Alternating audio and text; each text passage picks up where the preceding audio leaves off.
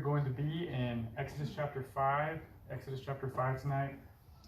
This is the class that was on Sunday morning last month and is now on Wednesday evening where it belongs. We moved it to Sunday mornings for the summer series on Wednesday nights. And so last May it was on Wednesday evenings, and now it's on Wednesday evenings again. So we're picking back up where we left off a few weeks ago on Sunday morning, and that allows us to keep up with where all the other classes are. They're also studying Exodus chapter 5 tonight. And so this is a part of that program where we're all kind of on the same page, and that way, as we go home or when we talk to the kids or the other classes, we can have discussions, and then we're all on the same page because we've all studied the same thing. And I know for my house that's been kind of a neat experience, and it's been a lot of fun. And so I'm glad that we're doing it that way. And so we are picking up with everybody else in Exodus chapter 5 this evening. And we started talking about Exodus as essentially thinking of it as a quest. And it is that we are on a quest with Moses and everyone else for the presence of God. And when you think about the end of the book of Exodus, they build the tabernacle. They build all the things that go in the tabernacle. And there's all these details about Moses' very specific instructions on how to build the tabernacle. And you think, well, why do we have all of these minute details? We are never going to build a tabernacle. But you see in there some principles about the idea of holiness, and that holiness is required to come before the presence of God. And so the whole book of Exodus then is building up to that big concept right at the end of God's presence and God's holiness, and how he requires our holiness to be in his presence. And so that's why we call it a quest for God's presence. And so from that sense then, it's a quest for our own holiness so that we can be in God's presence. And chapters 1 through 4 we looked at over the course of a couple of weeks, and considered that we were in essence on a quest for God's favor. And the theme throughout those 4 chapters, over and over again, the word that we see is fear. That we are approaching God, recognizing who he is, that he is holy. Remember, he told Moses to take off his sandals. This is holy ground. And Moses lifted up his eyes. He was afraid to be in the presence of God. And that there is a healthy dose of fear that is accompanied with being in God's presence. The beginning of wisdom is the fear of the Lord. And so chapters 1 through 4 establish that fact, that in order to be able to come close to God, in order to be able to be found holy, a person must first have a healthy fear of God. Without it, we will never do what we need to do to be holy and come before his presence. Now we're kind of transitioning to a new section that starts with chapter 5, and it's actually going to go all the way through chapter 32, where in essence it's a quest for sanctification. I think that's probably not surprising, the idea that if we are seeking holiness, a part of that is going to be the idea of being sanctified. And so how do we normally define, or how do we define sanctification? What is that for us? Yeah, we're set apart. That part of becoming holy is being made different, being set apart from who we were before and the world that we were a part of. And so chapters 5 through 32 really kind of emphasize this idea. You think, is there really any difference between the God of the Old Testament and the God of the New Testament? The New Testament is very big on being sanctified, being set apart. And you have it all the way back here in the book of Exodus, these same themes being taught and how the people need that. And so if we're going to be sanctified, if we're going to be able to approach God's throne, the first step then that he gives us from chapter 5 to 15 is that we approach God with an open mind. And I think when you think about Pharaoh, especially in these chapters, he's the natural, all the way through the first part of the book, he is the natural contrast to everything that we should be. And Pharaoh, I think you could say pretty readily, is a very close-minded person when it comes to God's word. And so that's how it starts in chapter 5 and verse 1. It says, "Afterward, Moses and Aaron went in and told Pharaoh, 'Thus says the Lord God of Israel, let my people go, and they may hold a feast to me in the wilderness.' And Pharaoh said, at first, what looks like just a good Bible question, right? Who is the Lord? You don't know who he is. Someone says you should do this. I think that's a natural, expected question. Well, who is this? I'd like to know who I'm obeying, People in the Bible ask questions over and over again, and God's very patient, and he answers their questions and builds their faith. It seems like a really good question, but he's not really sincere with it, is he? He says, who is the Lord that I should obey his voice to let Israel go? I do not know the Lord, nor will I let Israel go. And so if Moses thought it was a sincere question at first, and he was like ready to jump in and answer it, Pharaoh would have cut him off, and before he ever had a chance to answer the question, he would have said, I will not do this. Yes, ma'am. So I think this is a whole sermon topic, that one verse. Yes, I think so. It so very much applies to us today, because you have two things going on here. You gotta know who God is, because if you don't know who God is, you're not gonna follow his authority. Sure. So we think about that for us today. Can I define who God is? Can I truthfully define who God is? Right. Because people have in their heads, An idea. he's a loving God. He's not gonna punish you for this and that. That's not who God is, And so if I don't have that true, my own personal understanding of the true God of the Bible, then why would I obey everything he says, and not just the parts I like? Yes. The parts that are harder. If I don't truly believe who he is, the creator of the universe, he's the one who has all power, all authority, then I can kind of go at it with, okay, well, I like this part, but the part where it says, the elders have authority over us and they make decisions, well, what if I don't like that? So, but if I don't have that true knowledge of God, then I don't truly believe he has all authority over the things that I do. Sure. And that goes along with people we study with. If you're studying with someone, you first have to help them understand who God is and that he has the authority. Otherwise, they're not gonna. Why would they change? It doesn't apply. The Bible doesn't apply. So I feel like, gosh, we could talk so long. We could spend a lot of time just on that one verse, and unfortunately, to keep up with the other classes, we can't. But another time. But I think what she's saying is, if you couldn't hear, that within this verse is really a lot of application for us today, for all people of all time. When you think he's saying he doesn't know who God is, therefore he doesn't feel the need to apply God's authority to himself. And that's very true. If you don't even have a basic understanding of that God created everything, that he is the ultimate authority, then why would you? And so it's important that we tell ourselves who God is, and that as we try to persuade others that they understand who God is before you ask them to change, because why would they change if they don't understand he has all authority? Pharaoh clearly doesn't. Yes, sir. I like to say this. I agree with what she said, but look who Aaron and Moses talking to. Sure. Talking to the big dog, the Egyptians. Yes. Far he knows, he thinks he's on top. He's number one man. That's right. He's got to say so. Yes. You die, we cut your head off. Right. And then somebody tells them, hey, let these slaves go. That's his workforce. That's right. Yeah. If we put ourselves in his position, we can see where that upset him. You can sympathize with him. I think so. I think GW's been practicing that. He's really got the "you cut that guy's head off" thing down. But I think he's right. He's a man. You can sympathize with Pharaoh so far, and that's we've all been in the place where someone has said something true to us, and at first glance we just rejected it outright. It's just, well, that can't be right, because we weren't really stopping and considering it. We were starting with assumptions, and I think really what you're saying goes together very well. That's who that's who Pharaoh is here. He's the one who's going to start out making assumptions about things, and his assumptions lead him to some very cruel actions.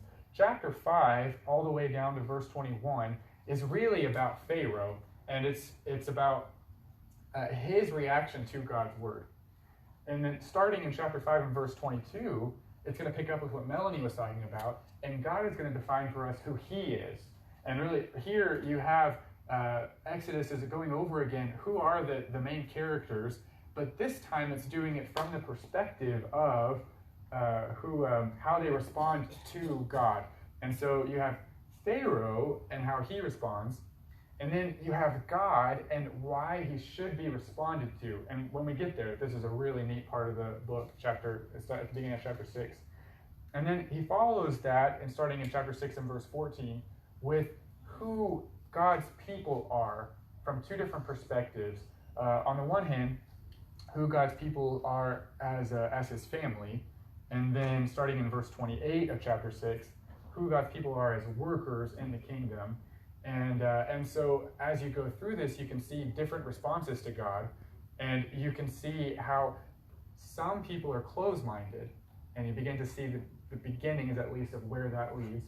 And some people, even if they're a little doubtful, even if they're really not sure, because they are listening and considering and being open-minded, it leads them to ultimately agree with God, to be convicted, to have conviction of what he's saying, and to follow through regardless of what anybody else says.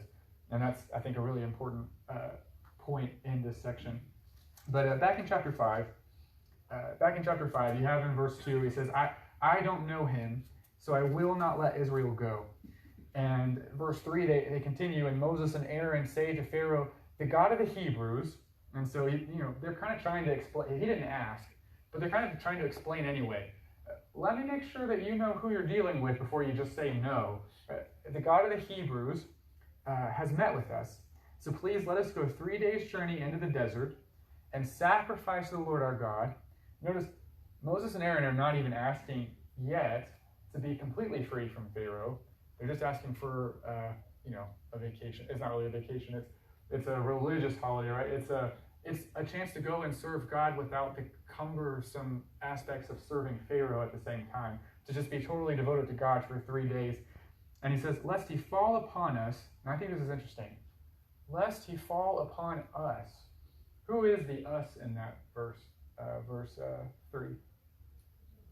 The Israelites, yes. And so what is going to happen, we know, of course, is God is going to fall upon Pharaoh and the Egyptians with pestilence and sword.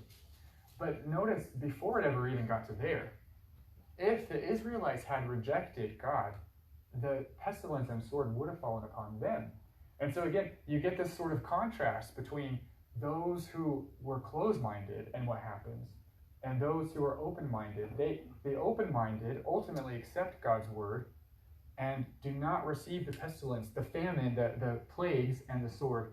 And so in verse 4, the king says, get back to work, and then he begins the process of really bringing down the hammer. And we know what Pharaoh does. He says, well, if you've got all this time to go into the wilderness to worship your God for 3 days, you clearly don't have enough to do yet. And that's when your kids come and they say you're bored, and you're like, well, I can give you some chores to do, and they don't want that. So that's the same concept, except Pharaoh is wrong.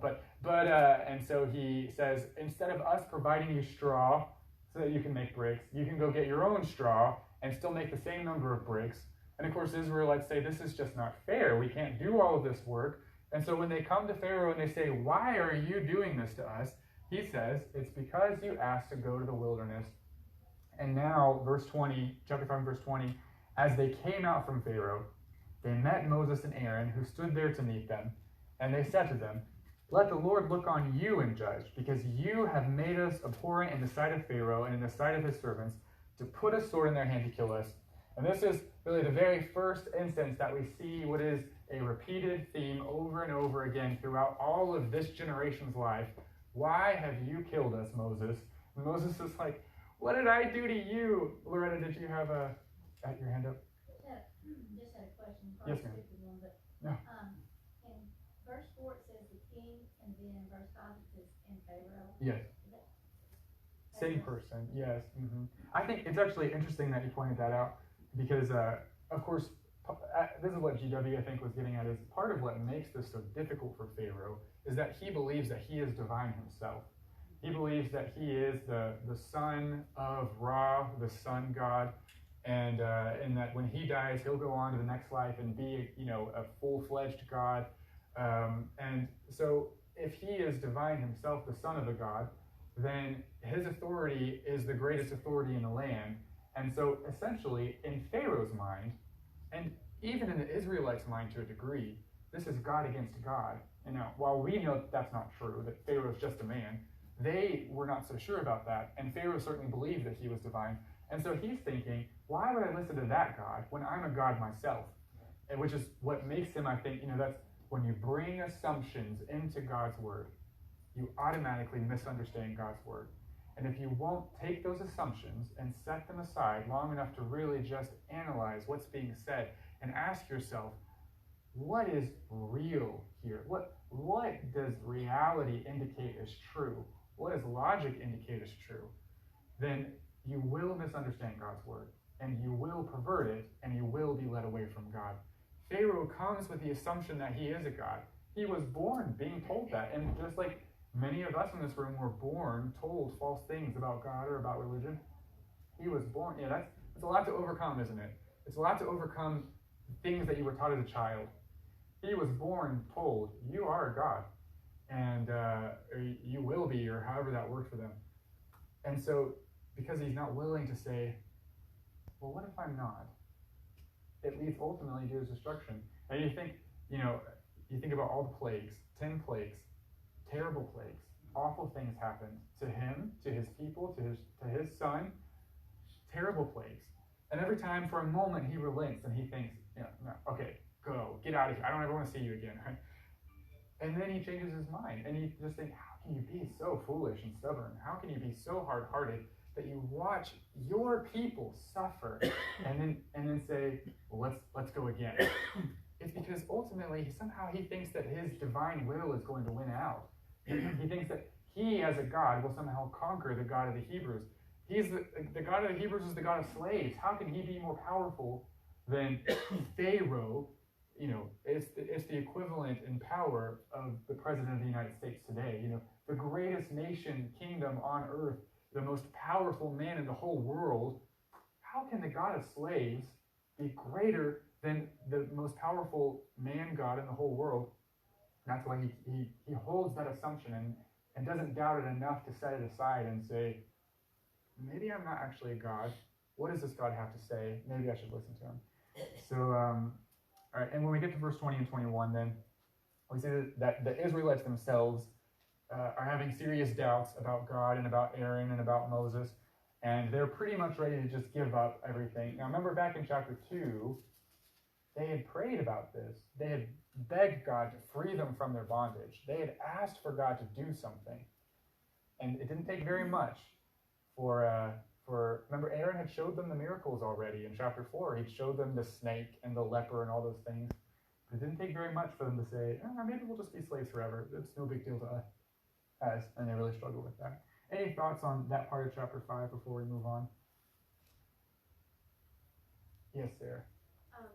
Sometimes God's plan is not always evident to us. Sure. And in this case, they weren't seeing the whole picture. They were just seeing that one little black spot in front of them. Yes. Not everything else God was working on around them.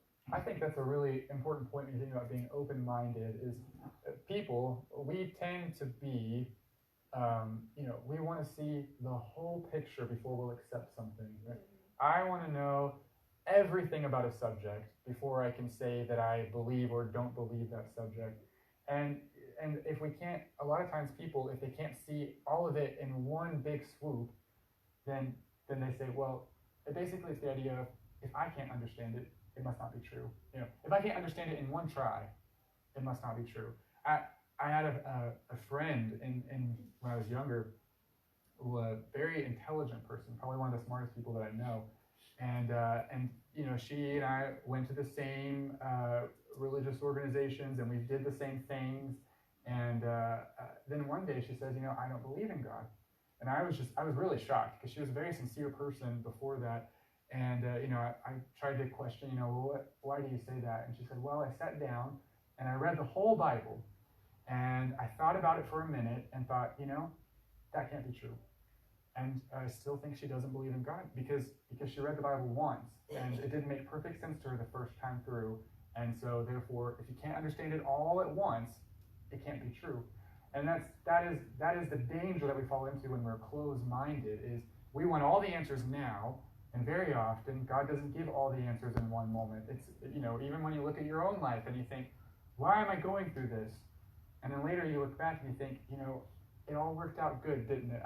I wouldn't take this or that back, even though it was not a great moment in my life, because this is what good God did with it. We can't always see how it's all going to come together. People who give up in those times because they're closed-minded don't ever see how it all came together. But if we just leave our open minds and continue to trust that He is going to work it out, and if you've ever not known the plan of salvation and then studied it, and it kind of revealed in stages as you go, and you kind of doubt and wonder and think this is ridiculous or whatever it is, and then suddenly you get it, and it's like, oh, the light bulb. You have to just keep going through it with an open mind. And the moment that you gave up all of it. And so I think that's a good point, Sarah. As we continue then in chapter 5, starting in verse 22, Moses is, of course, disturbed by what the people say. He's been sent by God to do this, and he's thinking, if the people don't want to do it, what's the point? So Moses returned to the Lord and said, Lord, why have you brought trouble on this people? Moses is ready to blame God too. Why is it you have sent me? For since I came to Pharaoh to speak in your name, he has done evil to the people, and neither have you delivered your people at all. Right? You made promises, and you haven't come through with them. Right? This is like day one almost of Moses' job. He's like, a whole day has gone by, and it's not all finished yet. What is going on here? And I think I can sympathize with that. When you think of God being as big as He is, you think, well, why does it take so long? But as Sarah was saying, God knows what the right timing is, and so Moses is just really stressed about this. And you notice, in some ways, it's not so different, is it? What Pharaoh is doubting and what Moses is doubting, but the difference is Pharaoh asked a question and then came to a conclusion. He jumped to a conclusion before he heard the evidence. Moses is asking questions, but he's going to listen to the evidence with an open mind. And this is my favorite part, starting in chapter 6. The Lord said to Moses, Now you shall see what I will do to Pharaoh. For with a strong hand he will let them go, and with a strong hand he will drive them out of his land. And so God spoke to Moses and said to him, I am the Lord. I appeared to Abraham, to Isaac, and to Jacob as God Almighty, but by my name, Lord, I was not known to them. And so verses 2 and 3 is my favorite part. There are God refers to himself by three different, you call them names or descriptions. He says in verse 2, he says, well, actually, I take that back. He described himself by two different names, but Moses uses a third one as well. In verse 2, it says, and God spoke to Moses, and that where he says God there, that is the name of God, Elohim. Now, where else do we see Elohim in the Bible? The primary place that we might think of, where he's called Elohim. If you think all the way back to Genesis chapter 1, this is the very first name of God that the Bible ever gives us. This is Genesis 1:1. In the beginning, God created. Elohim created. Elohim is a name that means mighty ones, and it's the idea of God's. He is the only one with all of the power that could create. He's the God who can create something. The God who can speak things into existence. He is so powerful that he can make life. He can shape and form things. And so this is not the most common name for God used in the Bible, but it's used here, and I think that's interesting, especially because of what he says in verse 1. God says, you will see what I will do. And then the very next thing he says is, and Elohim. And so for Moses, this is a reminder. What can God do? He can create everything. If he can create everything, this goes back to what Melanie was saying. If he's that God, then what can't he do? Is there anything that's not possible for him? And so he says, and God spoke to Moses and says, now here he says, I am the Lord. Lord is the word Yahweh that's probably most commonly used in the Old Testament for God. It's the name that he gives in Exodus chapter 3 when he's talking to Moses at the burning bush. And Moses says, when they ask who you are, what do I tell them? And he says, tell them I am. That's the name that's used there. God says in verse 2, I am the Lord. I am who I am. I am the one who always has been, and I am existing now, and I am the one who always will be. And it's also what we call the covenant name of God, because it's the one that he uses to make his covenant with God's people. And so it sort of it implies that he who always is and will be has made a covenant with you, and therefore he will never break the covenant because he doesn't change, is the idea. And so he is a completely faithful contract maker and keeper, is what he says there. I am the completely faithful contract maker and keeper. If in verse 1 I said, Pharaoh will do this, I cannot fail because I never change, and therefore I never fail. And then verse 3, he says, I appeared to Abraham, to Isaac, and to Jacob. This is very similar to what he said back in Exodus 3. I am the God of Abraham, Isaac, and Jacob. I appeared to those men as God Almighty. And so this is a name that's used several times in the book of Genesis, and it's the name El Shaddai, and sometimes it's the Lord Almighty or God Almighty. It's the one that we looked at just a couple of weeks ago when we studied Genesis chapter, I think it's 17, where God promises that Abraham will have a son named Isaac. It starts the chapter and he says, I am El Shaddai, God Almighty, walk before me and be blameless. And so, it's the idea of the God who is able. It emphasizes his ability to do things. And so it's similar to Elohim from verse 2, but it is different because its emphasis is on strength. Its emphasis is on, the God who can pick up, whole mountains or whatever he wants to do. And so he says, I am the covenant God who never fails, and your ancestors knew me as the God who is able to do anything, who has the strength to do anything. But now this is interesting, isn't it? They didn't know me by the name Lord. They didn't know him by the name that he gave Moses. And so Abraham and Isaac and Jacob never knew that word as far as God is concerned. That's interesting. He says, I was not known to them by that name. And so then, as he continues, what follows is sort of in line with the names that he uses. Verse 1 is tied in closest to Elohim, to the idea of his creation, because it's, if he can do that, he can do this. And then as you continue, verses 2 through 5, and verse 4, he says, I've also established my covenant with them. There's covenant, that's the emphasis of Yahweh.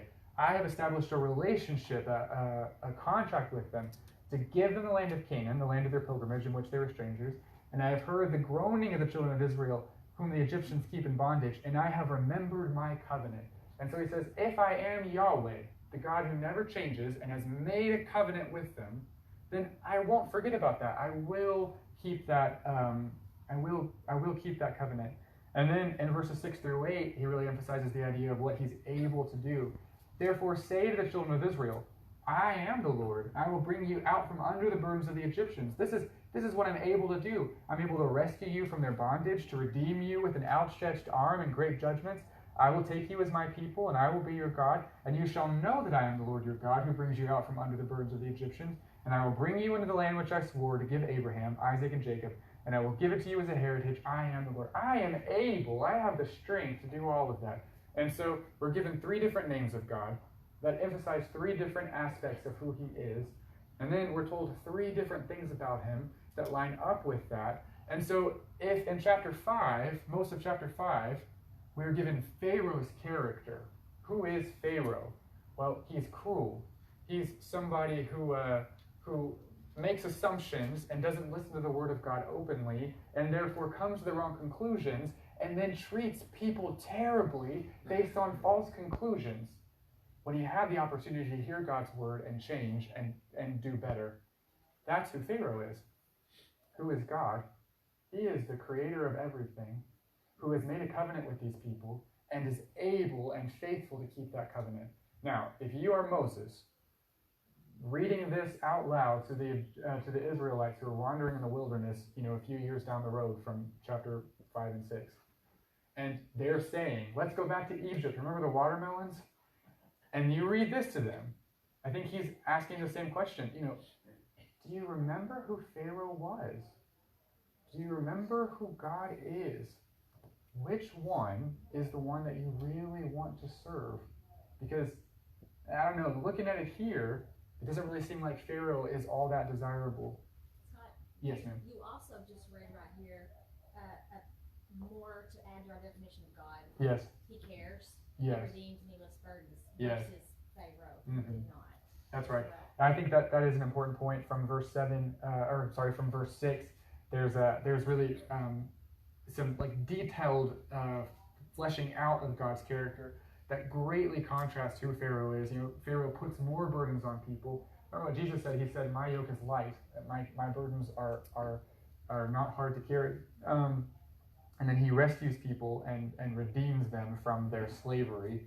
And of course, that's all language that the New Testament will borrow in great degree to talk about our sins. And so, you can kind of see how that applies to us today. But yeah, I think that's an excellent point as we look at the character of God and ask ourselves, which one would we want to follow? Who is it that we are interested in? Yes, Sarah. Well, he's asking Moses to do something really difficult Yeah. in service to him, Mm-hmm. and so he's letting Moses know more about him, Mm-hmm. so that he will know him and be able to serve, as opposed to Pharaoh, who doesn't know God and won't serve and doesn't want to know. Yes. And so I think it kind of draws a contrast too between Pharaoh's attitude and Moses' attitude as well. Mm-hmm. I think so. In this chapter, Pharaoh is contrasted with God, but also Pharaoh, as Sarah is pointing out, is contrasted with Moses as far as kind of the main point that we're talking about, open-mindedness. And I think that's part of why this is repeated, because this isn't so different from chapters 1 and 2, where Pharaoh and God were contrasted. But there the focus was on Pharaoh and God. And here the focus is just slightly more on God, or on Pharaoh and Moses, because it's more about how the word is received. And so you do have this. Moses also has questions. Moses is also doubtful. Moses is confused, just like Pharaoh doubts it. He doesn't believe it. But as we've said, Pharaoh is closed-minded, and Moses is considering what God is saying.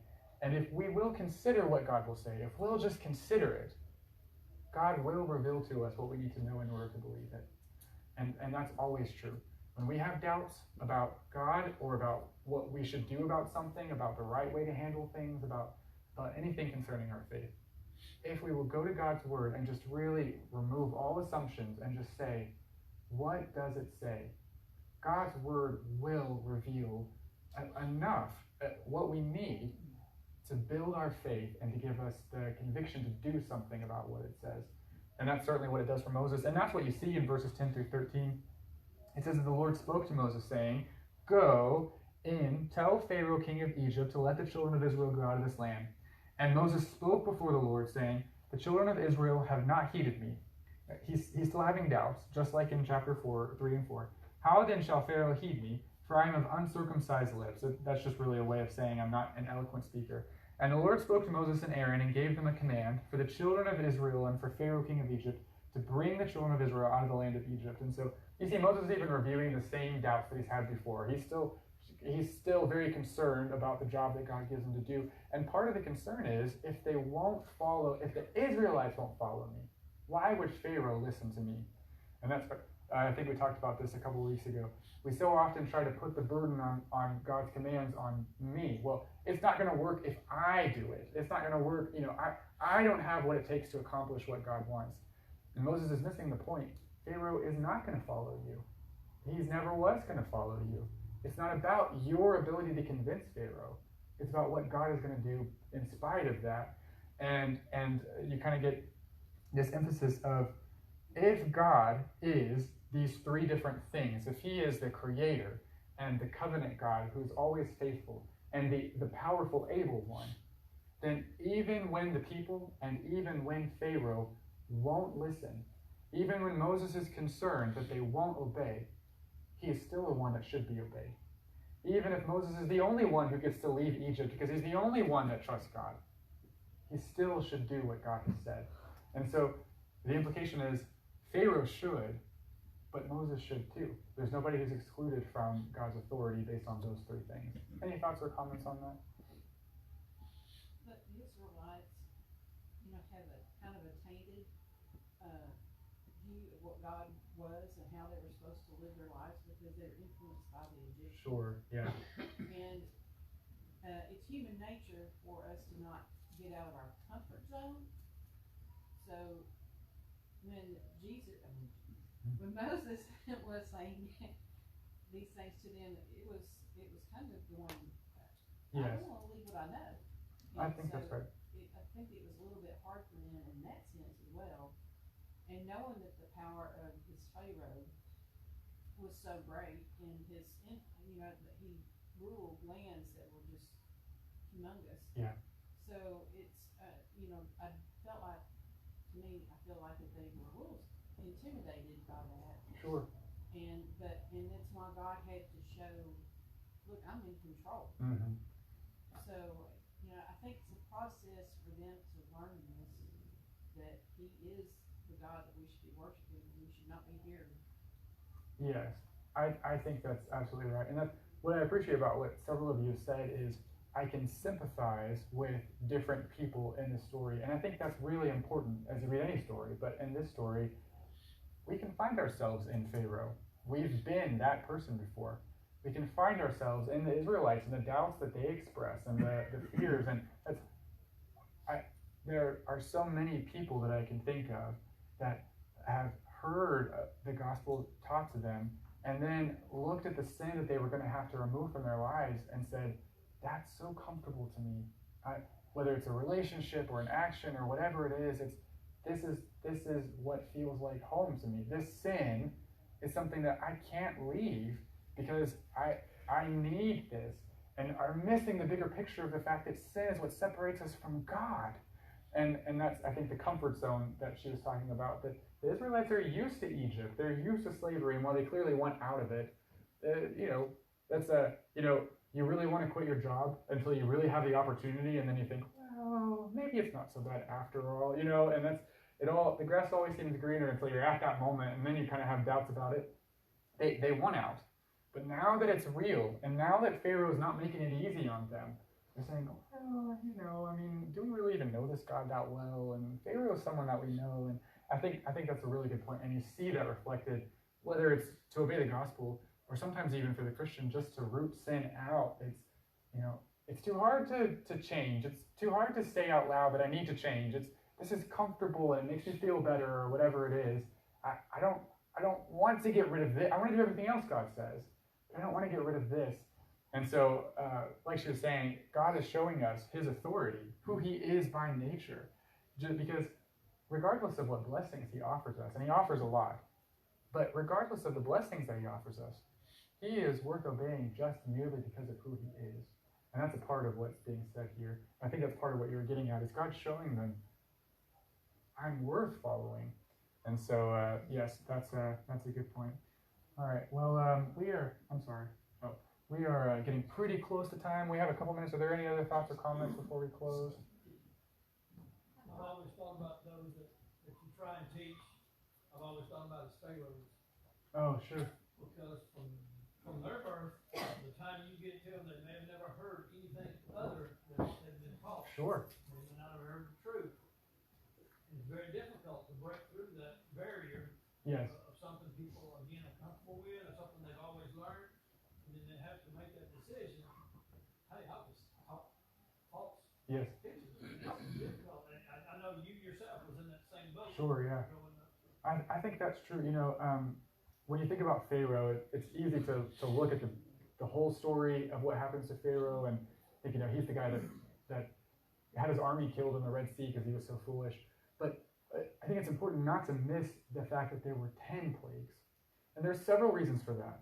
But one of them, I think, is how patient God is to allow people time to change. Even Pharaoh, who is, in some ways, one of the most evil, hard-hearted peoples in the whole Bible, God gave him, really, you think 11, but 10 chances to change. Sometimes when we study with people, we want them to change now, and we get really frustrated and downhearted when they go home and they haven't obeyed the gospel and think, well, what now? This is over. And sometimes people take years before they come around to it. Sometimes people take a long time. And thankfully, often, God is very patient and gives people that time and those 10 opportunities over and over of, maybe I do need to think about this again before they finally commit to it. Melanie, did you have something? I just think that, this parallels our life a lot of times so well, because back in chapter 3, God had already said, I'm gonna take you out of here. Yes. I'm going to not only take you out, it's gonna take you out of power. It's gonna happen. But then times got hard, and they forgot. They forgot. That, yeah. Oh yeah, he's already promised us this. He promised our ancestors this, but he even promised us personally Specifically, yeah. this. But life was hard. They were working hard, very hard. So trials came, and they kind of forgot that, you know, he was still there, and their timeline didn't line up with his timeline. Mm-hmm. We're the same way. Yes. God's already promised us everything's going to work out in the end. Mm-hmm. It may not be the way that we feel like it should be, Right. but if we obey him and do what he says, it is going to work out. But we get the same way. We do. At times in our life, we're the same way. We grumble, oh God, you've forgotten about me. What are you doing? This is not right, you know. Or we just lose our way, Mm-hmm. just like they did. Yeah. Because we forget that God has already promised us that he, you know, he's going to take care of us in his way as long as we are following Yes. his will. We forget his promises sometimes get hard just like they did. And we forget that when he says he's going to work it out for good, it's better than what we thought would be good anyway. You know, that whatever our picture of good was, however he planned it, is even better than that. So, Sarah. The one thing about the 10 plagues, he was trying to tell the Egyptians the gods you worship, Yes. because each plague represented a different god in Mhm. their theology. That's one of the other things. It's not just about Pharaoh and being patient, but it's a message that I'm greater than all of the gods that you follow. Yeah, that's right. And so, and that, you know, really even that's tied in with the patience with Pharaoh, because he's one by one giving Pharaoh more and more reasons to say, Wait a minute. well, maybe I don't know what I think I know. And unfortunately, Pharaoh just never, some people don't. The evidence is all there, and they just blind themselves to it and refuse to see it. All right, well, we're going to wrap up there for tonight. I'm sorry. Pharaoh was free to go along with it, but then he changed his mind. Yes, and you know, it's heartbreaking and frustrating to see. Sometimes you see people do that. They say, yes, you know, I want to obey God. And then before it all happens, I mean, I've seen people do this personally. Before it all happens, they back out for whatever reason. And sometimes they never come back around. And it's the worst to see someone and you know they understood it. And then the cares of the world or something takes them away. Yes, ma'am. All right. We are going to wrap up there. Thank you so much for your thoughts and your comments. I appreciate your participation. And I hand it over to John.